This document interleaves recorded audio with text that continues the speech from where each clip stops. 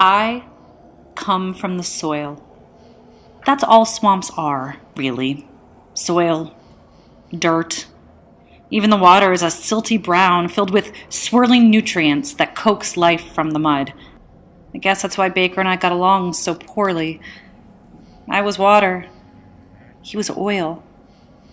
I was a swamp. He was the sky. One day, our story will be nothing but a fairy tale. We'll disappear. After I've faded away. And after I've left the swamps in search of something brighter. No one will remember the way Thistle can spit venom with a glance. No one will remember the smoothness of Baker's skin, or the way his hair smelled like spiced cloves. At best, they'll remember a green-eyed girl and a boy whose family came from far away. Long after I've gone, they'll remember a boy and a girl woven into the folklore of this place. This is the story that mothers will tell their children. And it starts with oil. Louise, Episode 1. Dear Fellow Traveler.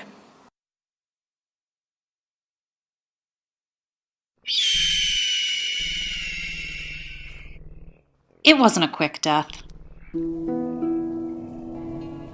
The wolf's neck is caught in the loop of a mangrove root, eyes wide open and yellow. It must have twisted and suffocated itself to death. Or maybe high tide drowned it. It was probably still alive when the leeches appeared. I'm feeling a bit clammy, and it's not from the water seeping through the toes of my boots. It's almost sunset. Fading sunbeams turn the willows a fiery orange. Thank God for the shade. My neck's soaked with sweat. It barely dips below 80 degrees in Bloodberry Bog. Yet today, somehow, I'm shivering. I can't help it.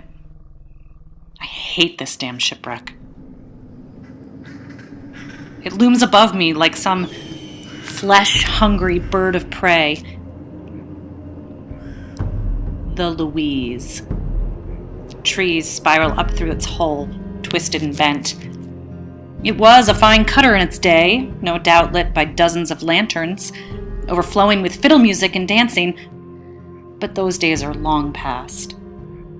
Warnings have been passed on to me from birth about ghosts and beasts and curses and hauntings, though on most days the wreck seems peaceful, dappled with a pale green light.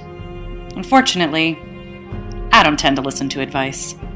Now don't you go there, Thistle-Ann. Mama told me yesterday. She was wrist-deep in the guts of a white-tailed deer. That ship has killed enough men. Our people left it well enough alone for 30 years and then some, and still it's been claiming lives. Now quench that contrary spirit of yours, girl. Are you listening to what I'm saying or not? Do not go. I left the next morning. On another day, in another place, I would have happily obeyed her. I might have rejoiced to see a wolf dead like this, the good-for-nothing chicken stealers. In fact, I'd have wasted no time whipping out my knives and slitting its pelt from throat to navel, just like Mama taught me. But this ain't an occasion for rejoicing.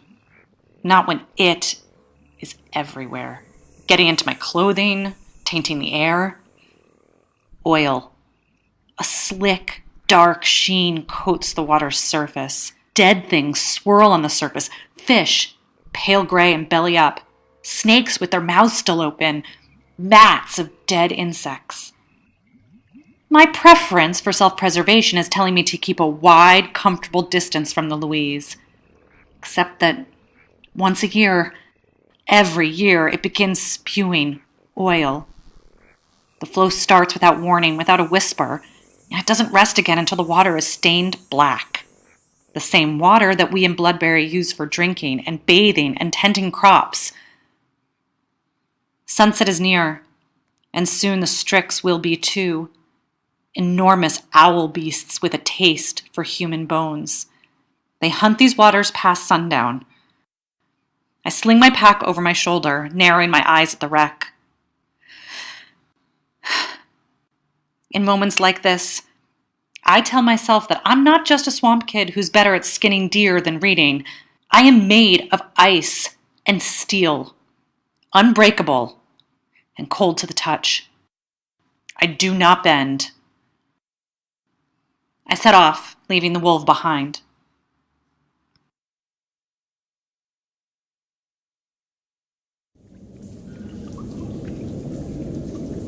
It's almost peaceful in here. Now that I've finished pulling myself through one of the jagged holes in the ship's hull, I'm finally inside the Louise. The room is soft with shadow. It's quiet. It's almost lovely. It's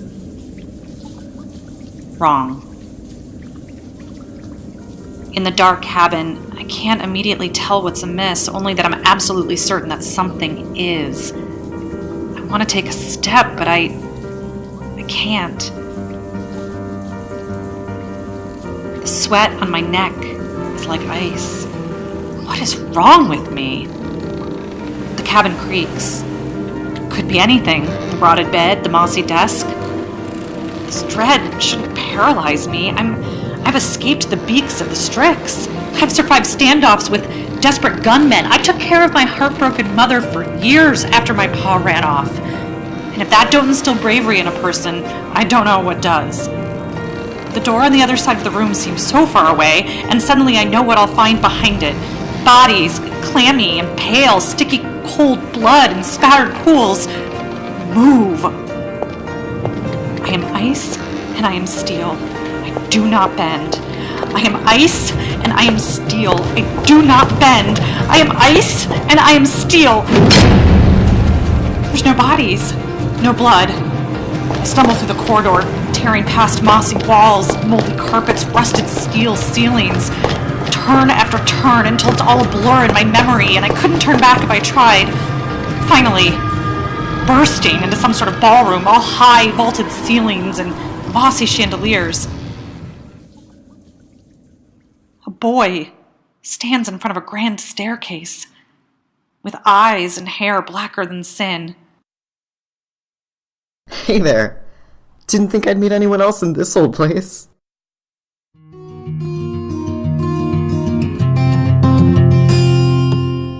Next time on Louise, Episode 2, The Deep Dark. Dear fellow traveler underneath the moon. Dear fellow traveler underneath the moon. Dear fellow traveler underneath the moon. Dear fellow traveler.